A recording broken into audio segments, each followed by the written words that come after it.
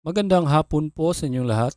Narito na po ang resulta ng Lotto ngayong 5 p.m. draw, June 21, 2026. Para sa mga games na 3D Lotto at 2D Lotto.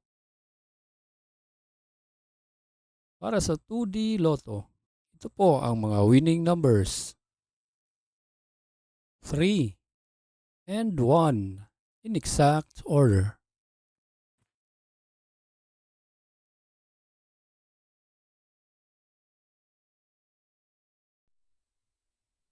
Kung bago ka pa lang sa aking channel, pwede kang mag-like, share, at subscribe para updated kayo sa mga PCSO lottery results araw-araw.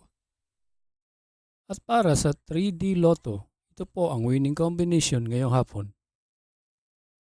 7, 7, and 5 in exact order.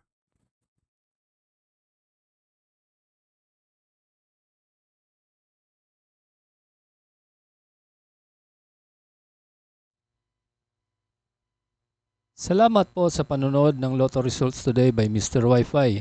Good luck at maglaro ng responsable. Huwag kalimutang mag-like, share at subscribe.